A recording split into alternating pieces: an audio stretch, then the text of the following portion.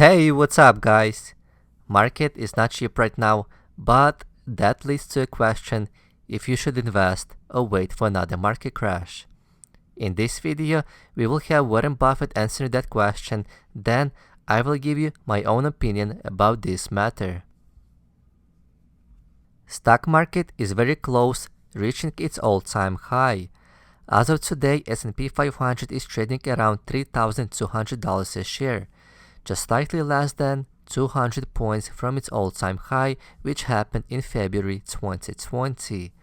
At the same time, economy isn't doing so well, with high unemployment rate and double-digit losses in GDP. One of the reasons why market is up while the economy is down is because market is forward-looking. Market is discounted mechanism from the future. That means is that investors believe economy will be much better in the third and fourth quarter of this year. That includes lower unemployment rates. If you look back till 2008 housing bubble, we had a very similar scenario in terms of monetary stimulants. When stock market crashed by 50% during that time, Fed took action. They dropped the Fed fund rate from 5% till 0%. Also, they enrolled the first QE and printed over $1 trillion and kept adding over a period of time to stimulate another economic cycle. Right now, we have pretty much the same situation. Fed dropped the Fed fund rate from 1.5% to 0%. This time, we did not have that big delta, but it still was helpful to drop the rate till 0%. Also, Fed printed lots of money. They printed $3 trillion to keep the economy floating. But you may probably argue there is a big difference between 2008 housing bubble and 2020 market decline. Well, let's see. In 2008, Fed printed only $1 trillion and now they printed 3 times more. Well, I would not look at that way. Hindsight vision is always 2020. If we were in 2008 right now, many investors would be in shock seeing $1 trillion printing. During that time, we literally doubled the balance sheet. It went from $1 trillion to $2 trillion. We really do not know how much is enough. Maybe the next decade we will see balance sheet at $30 trillion, and this current $3 trillion stimulus package won't look as bad as may seem currently. In 2008 housing bubble, S&P 500 dropped by 50%, slightly over $700 a share, and since then it almost increased by 400%. Right now, S&P 500 dropped by 35%. That's a decent sized dip in the market. There is a possibility that the stock market will rally from here for another decade or so. I'm not saying that this is going to happen, but we cannot ignore that this is a possibility. Considering the fact that those monetary stimulants work in 2008 and they also seem to be working right now, even though the market evaluation is high. But should you invest right now or should you wait for another market crash and then invest? Well, let's take a look at what Warren Buffett has to say about investing in high-price markets.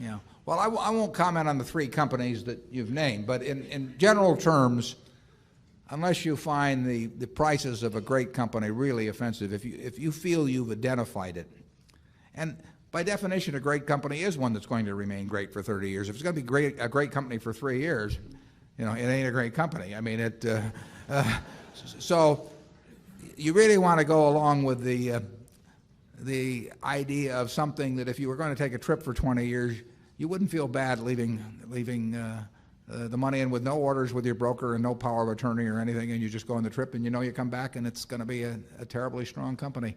I think it's better just to own them. I mean, we could attempt to buy and sell some of the things that we own that we think are fine businesses, but they're too hard to find. I mean, we found See's Candy in 1972, where we find here and there we get the opportunity to do something, but they're too hard to find. So to sit there and hope that you buy them in the throes of some panic, that you sort of take the attitude of a mortician, waiting for a flu epidemic or something. I mean, I'm not sure that will be a great technique. I mean, it may be great if you inherit. Paul Getty inherited the money at the bottom in '32. I mean, he didn't inherit it exactly. He talked his mother out of it, but it's true actually. Close enough. Yeah, close enough, right? But he benefited enormously by having access to a lot of cash in the early '30s that he didn't have access to in the late '20s, and so you can get some accidents like that. But that's a lot to count on, and if you start with the Dow at X and you think it's too high, when it goes to 90% of X, do you buy? Well, if it does and it goes to 50% of X, it gets you never get the benefit of those extremes anyway, unless you just come into some accidental sum of money at some time. So I think the main thing to do is find wonderful businesses. Is Phil Carre here? We got the world. Yeah, there's the hero of investing. Phil, would you stand up? Phil is 99. He wrote a book on investing in 1924.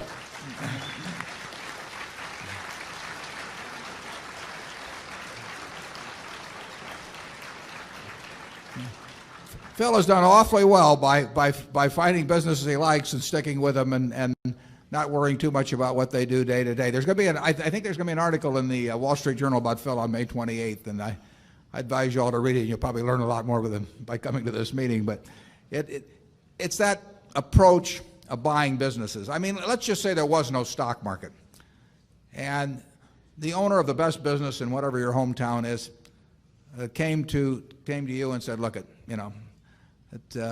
my brother just died, and he owned 20% of the business, and I want somebody to go in with me to buy that 20%. And the price looks a little high, maybe, but this is what I think I can get for it. Do you want to buy in?"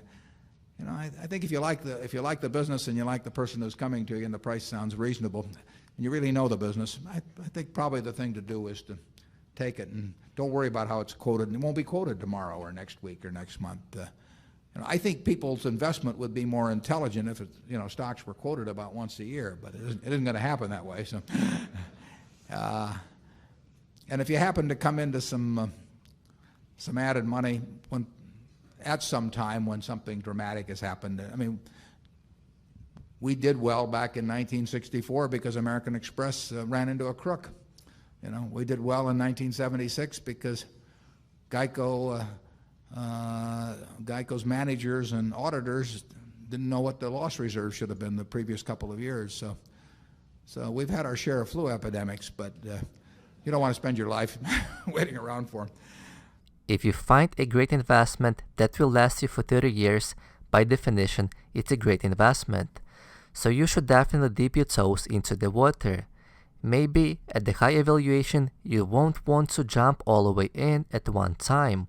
But at the same time, you should dip your toes in the water because you do not want to be sitting on the sideline for decades and looking backwards with regrets. It actually happened to me quite often. I keep thinking to myself, if I would invest in Apple or Amazon 8 years ago, it would be a fantastic investment. Well, yes, that would be true. But another side of the puzzle, I understand that it is easy to say that looking backwards. Forward looking isn't that simple. That being said, we cannot predict the future and we cannot predict the market. It's also important to know where we stand and act accordingly. If you look at this chart, it represents a very simple price-to-earning multiple of S&P 500. We simply take the current price of the S&P 500, that is $3,200 a share, and divide that number by current earnings. Last time earnings were reported at around $140 a share. We do simple magical math, 1 plus 1, and we get 22 price to earning multiple. Now the question is it too high or is it okay? Just by looking at this chart, we can conclude that we are not at the lower level. But let's look at some statistics. The minimum is 5, which means market is very cheap and it's bargain. The mean and medium is at around 15. Right now we are at 22, so we are definitely at the higher end. However, it's not as high as it looks.